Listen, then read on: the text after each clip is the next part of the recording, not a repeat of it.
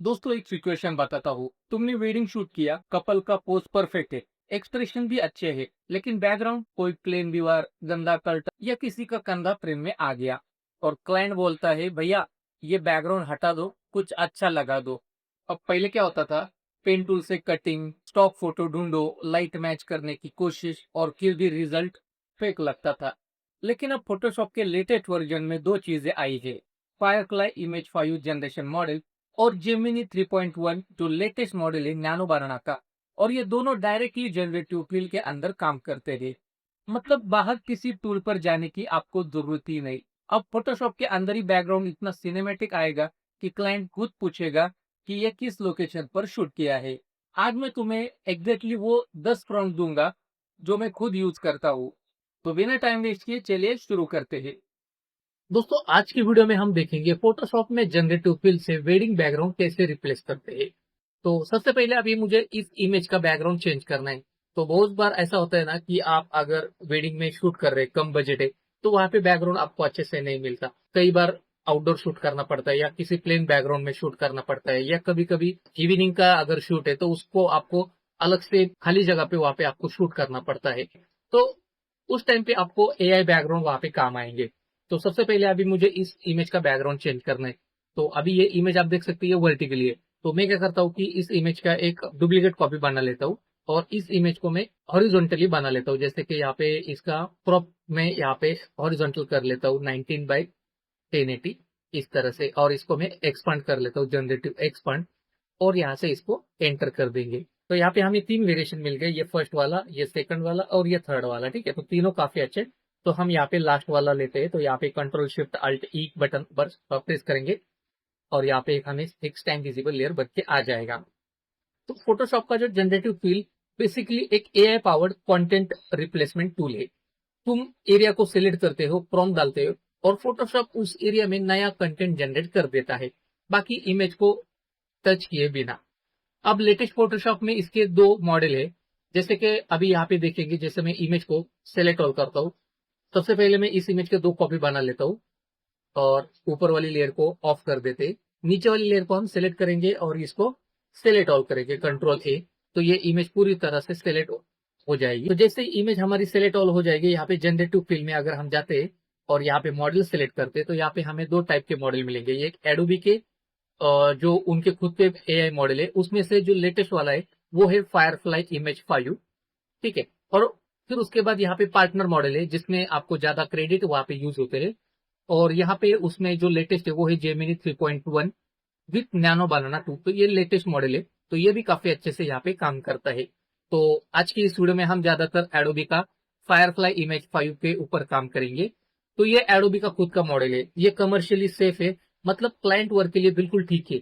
इसमें photo realistic quality काफी improve हुई है। जो पिछले वाले वर्जन थे उसमें इतना अच्छा क्वालिटी नहीं आता था, लेकिन इसमें और ज्यादा इंप्रूवमेंट आ गई है। अभी जेमिनी 3.1 में क्या है कि वो गूगल का मॉडल है अब, और वही मॉडल अभी फोटोशॉप में आ गया है। ये कॉन्टेक्चुअल अंडरस्टैंडिंग में स्ट्रांग है, मतलब सब्जेक्ट के आसपास की लाइटिंग और टोन को बेटर मैच करता है। दोनों में कौन सा यूज होगा वो फोटोशॉप ऑटोमेटिकली डिसाइड करता है, प्रॉम्प्ट और इमेज के हिसाब से। तो यहाँ पे हमें अलग से कुछ करना नहीं होता, बस यहाँ पे हमारा काम है इमेज का सिलेक्शन करना और सही प्रॉम्प्ट यहाँ पे ऐड कर देना। तो जनरेटिव फील का 80% डिपेंड करता है आपके सिलेक्शन के ऊपर और प्रॉम्प्ट उसके बाद आता है। अभी यहाँ पे हम एडोबी में जाएंगे, फायरफ्लाई इमेज 5 को सिलेक्ट करेंगे। अभी इस इमेज को एनालाइज करके मैं यहाँ पे एक प्रॉम्प्ट यूज करता हूँ। तो यहाँ पर मैंने आपके लिए 10 प्रॉम्प्ट बना के रखे हैं। वो सारे 10 के 10 प्रॉम्प्ट आपको वीडियो के डिस्क्रिप्शन में डाउनलोडिंग के लिए मिल जाएंगे, या फिर मैं डिस्क्रिप्शन में टेक्स्ट फॉर्मेट में दे दूंगा, आप उनको कॉपी पेस्ट कर सकते हैं। ठीक है, तो यहाँ पे मैं रैंडमली कोई भी एक प्रॉम्प्ट यहाँ पे यूज करता हूँ इस इमेज के अकॉर्डिंग। तो इस इमेज को मैं अगर एनालाइज करूँ तो यहाँ पे क्या है कि ये ट्रेडिशनल इमेज है और हिंदू वेडिंग का जो सेटअप रहता है उसके हिसाब से मुझे यहाँ पे प्रॉम्प्ट चाहिए और उसमें लग्जरी टच चाहिए। तो यहाँ पर मैं प्रॉम्प्ट को कॉपी कर लेता हूँ और यहाँ पर जाके पेस्ट कर देता हूँ। फायरफ्लाई का इमेज 5 मॉडल लेंगे और यहाँ से सिंपल जनरेट करेंगे। अभी ये मॉडल क्या करता है कि यहाँ पर आपके 10 से लेके 20 क्रेडिट यहाँ पे आपके यूज होंगे। और अगर आपका प्लान काफी बड़ा है क्रिएटिव क्लाउड प्रो का, तो उसमें आपको 4000 क्रेडिट आपको आराम से मिल जाते हैं। तो अगर वो प्लान आपके पास है तो 10-20 क्रेडिट आपके लिए कुछ भी नहीं। लेकिन अगर आप उससे कम वाला प्लान यूज कर रहे हैं या फिर आप अलग से क्रेडिट यूज कर रहे हैं तो उसको आपको ध्यान से यूज करना होगा, जिससे आपकी क्रेडिट यहाँ पे बच सके। ठीक है, तो यहाँ पे मेरे पास क्रिएटिव क्लाउड प्रो का प्लान है, तो इसमें मुझे हर महीने के 4,000 क्रेडिट मिलते हैं, तो मैं इसको आराम से यूज कर सकता हूँ। तो देख सकते हैं कितना खूबसूरत ये रिजल्ट यहाँ पे आ गया है। और मैं जितनी बार इसको जनरेट करूंगा, हर बार मुझे एक नया बैकग्राउंड यहाँ पे मिलता रहेगा। तो यहाँ पे हम क्या करते हैं, एक दूसरा प्रॉम्प्ट यूज करेंगे इस इमेज के लिए। तो यहाँ पे मैंने प्रॉम्प्ट को पेस्ट कर दिया। अभी हम यहाँ पे नेक्स्ट रिजल्ट देखते हैं कि किस तरह से ये दूसरा प्रॉम्प्ट हम यहाँ पे ऐड करेंगे तो इमेज किस तरह से दिखता है। तो पहले से ज्यादा खूबसूरत ये दूसरा प्रॉम्प्ट यहाँ पे आ गया है। तो इस इमेज को भी ये काफी अच्छे से यहाँ पे शूट कर रहा है। हम इसको एक बार जनरेट कर लेते हैं और देखते हैं कि और कौन सा वेरिएशन यहाँ पे आ जाता है। तो ये वेरिएशन काफी अच्छा है। और यहाँ पे जो इमेज जनरेट होता है तो एआई क्या करता है कि सब्जेक्ट को थोड़ा सा यहाँ पे ब्लर कर देता है। तो इसीलिए हमने इसका जो सब्जेक्ट है अलग से निकाल के रखा था। तो अभी इस लेयर को हम यहाँ पे ऑन करेंगे और इस इमेज में से जो सब्जेक्ट का बैकग्राउंड है वो यहाँ से हटा देंगे। सिंपल है। और इमेज को हम सिलेक्ट करेंगे और यहाँ पर रिमूव बैकग्राउंड पे क्लिक करेंगे तो ये बैकग्राउंड यहाँ से हट जाएगा और हमने जो एआई से बैकग्राउंड जनरेट किया है वो यहाँ पे विजिबल होगा। और साथ ही साथ हमारी ओरिजिनल हाई क्वालिटी इमेज भी यहाँ पे आपको देखने को मिलेगी।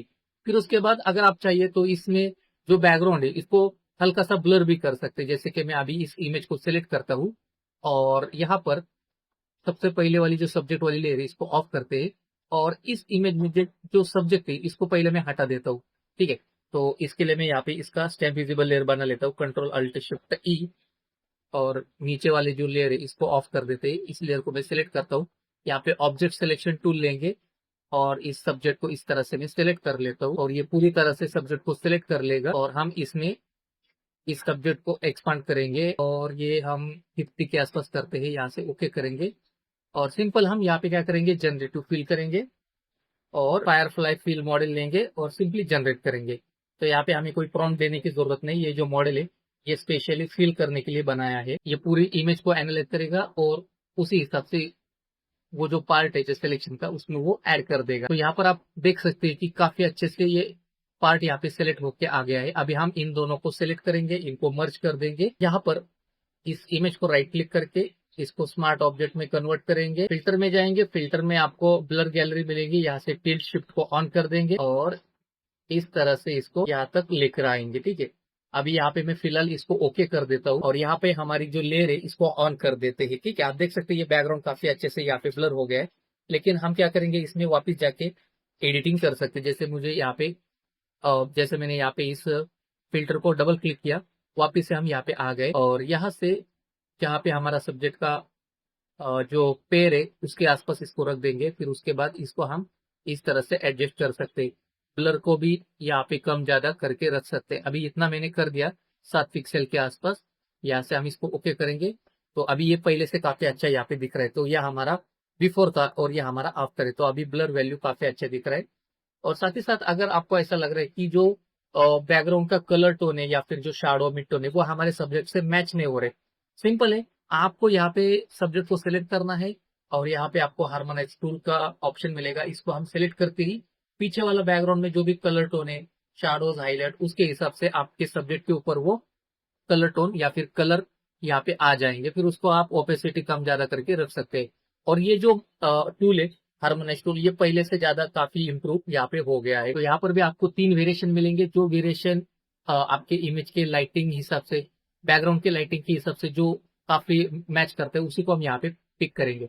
जैसे कि ये फर्स्ट वाला वेरिएशन, ये सेकंड वाला और ये थर्ड वाला। तो थर्ड वाला काफी अच्छा लग रहा है तो इसको हम सिलेक्ट करते हैं, इसको ओपेसिटी कम करेंगे। तो अब ये काफी अच्छे से बैकग्राउंड के साथ मैच हो रहा है। फिर उसके बाद यहाँ पे कर्व सेलेक्ट करेंगे और थोड़ा सा इसको एनहेंस करेंगे ब्राइटनेस। तो ये हमारा इमेज यहाँ पे रेडी हो गया है।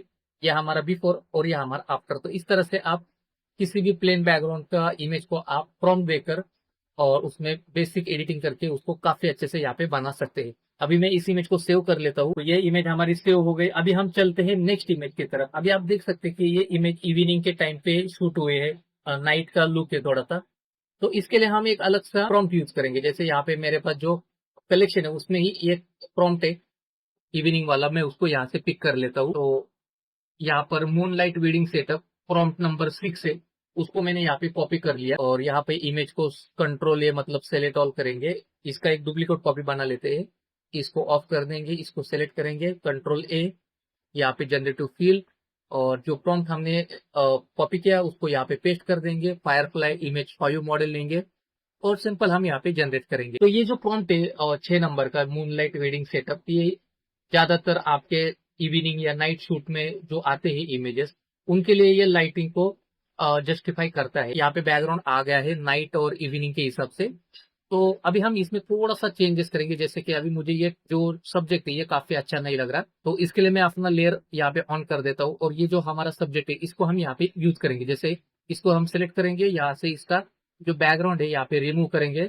यहाँ पे मैं क्लिक करता हूँ और ये हमारा बैकग्राउंड यहाँ से रिमूव हो गया। अभी हमें क्या करना है कि पीछे जो एआई जनरेटेड इमेज है उसमें भी एक सब्जेक्ट है, तो उसको सबसे पहले यहाँ से हटा देंगे।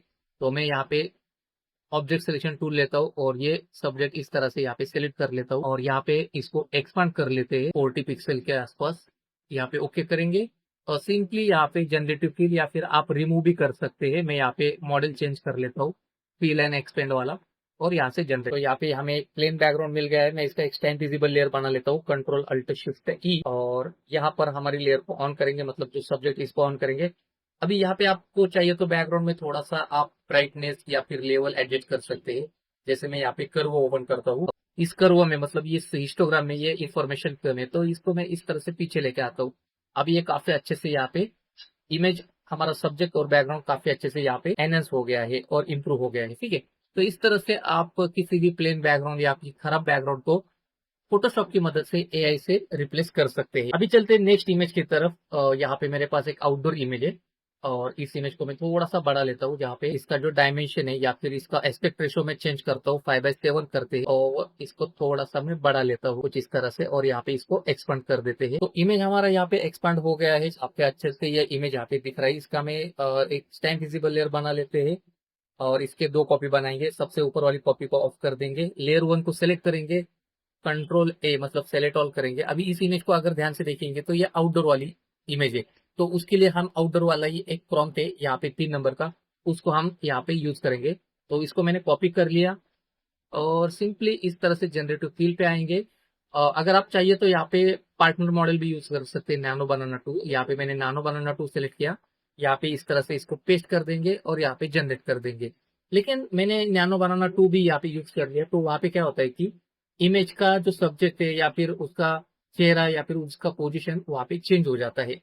इसलिए मैं ज्यादातर अभी जो लेटेस्ट मॉडल है एडोबी का फायरफ्लाई इमेज 5, वही अभी ज्यादा यूज करता हूँ। अभी देखते हैं कि नैनो बनाना 2 ये जो नया मॉडल है वो किस तरह से बैकग्राउंड जनरेट करता है। तो देख सकते हैं इमेज काफी अच्छे से जनरेट होके आ गई है, लेकिन जैसे मैंने कहा था कि सब्जेक्ट का पोजीशन यहाँ पे चेंज होता है। अगर पोजीशन आपको अच्छा लग रहा है तो सिंपल है, आप इसमें से बैकग्राउंड को हटा दो। जैसे मैं इसको सेलेक्ट करता हूँ, रिमूव बैकग्राउंड करते हैं, यहाँ पे रिमूव बैकग्राउंड। ठीक है, बैकग्राउंड रिमूव होने के बाद आपको सिंपली यहाँ पे इसको सेलेक्ट करना है, कंट्रोल ए कंट्रोल टी, और यहाँ पर ये जो एंकर पॉइंट है आपको इनके पैरों के आसपास यहाँ पे रखना है और इमेज को ऊपर से नीचे यहाँ पे इस तरह से लेकर आना है। ठीक है, आप चाहिए तो इसको कुछ इस तरह से एडजस्ट भी कर सकते हैं, थोड़ा सा ऊपर उठाएंगे। बस ये अभी हमारे एआई से काफी मिलता जुलता इमेज लग रहा है। अभी यहाँ पे हमें क्या करना है कि जो एआई जनरेटेड इमेज था उसमें से सब्जेक्ट को हटाएंगे। तो यहाँ पे हमें प्लेन बैकग्राउंड मिल गया है, चाहिए तो हम इसका एक स्टैम्प विजिबल लेयर बना लेते हैं और यहाँ पे हमारा सब्जेक्ट है इसको हम ऑन कर देते हैं। आप देख सकते हैं काफी अच्छे से ये यहाँ पे मैच हो गया है। अगर आप चाहिए तो इस सेलेक्ट करो, आप चाहिए तो इसको हार्मोनाइज टूल यूज कर सकते हैं। जैसे बैकग्राउंड का जो भी कलर है, जो शैडो हाईलाइट है, वो हमारे सब्जेक्ट के ऊपर आए, उससे मैच करे। तो इसके लिए हम सेलेक्ट इन लेयर पैनल में जो सब्जेक्ट है हमारा इसको सिलेक्ट करेंगे, यहाँ पे हार्मोनाइज टूल है इसको क्लिक करेंगे और पीछे का बैकग्राउंड से ये हमारा इमेज यहाँ पे मैच हो जाएगा। यहाँ पर भी आपको 3 वेरिएशन मिलते हैं, जो वेरिएशन आपके इमेज के अकॉर्डिंग लाइटिंग को जस्टिफाई करेगा उसको हम यहाँ पे रखेंगे।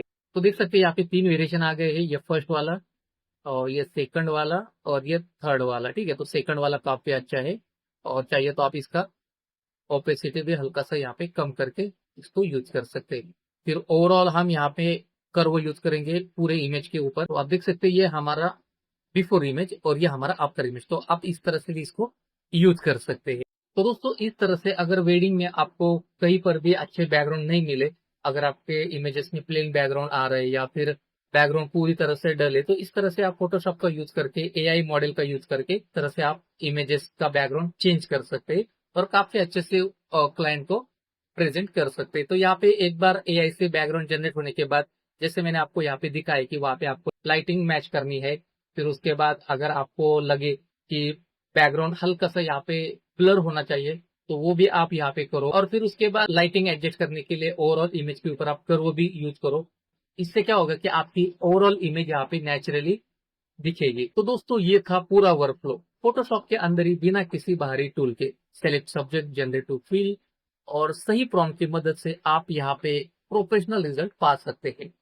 फायरफ्लाई इमेज 5 और जेमिनी 3.1 जो नैनो बनाना 2 है, उसकी मदद से आप इमेजेस का बैकग्राउंड चेंज करना काफी यहाँ पे आसान हो गया है, और ये बात हम पहले सोच भी नहीं सकते थे। तो नीचे वीडियो के डिस्क्रिप्शन में सारे 10 प्रॉम्प्ट्स मैंने आपको कॉपी करने के लिए रखे हैं। आप जाके उसको कॉपी कर लो, डाउनलोड कर लो और आपके इमेजेस के ऊपर उसको यूज कर लो। तो अगर आप हमारे चैनल के ऊपर नए हैं तो इस चैनल को जरूर सब्सक्राइब करना, क्योंकि हर हफ्ते हम प्रैक्टिकल फोटोशॉप या फिर एआई एडिटिंग वर्कफ्लो लाते रहते हैं। और अगर आपको इस वीडियो में कुछ भी सीखने को मिला है तो इस वीडियो को जरूर लाइक करो, शेयर करो और सब्सक्राइब करो। तो आज के इस वीडियो में बस इतना ही दोस्तों, मिलते हैं अगले वीडियो में।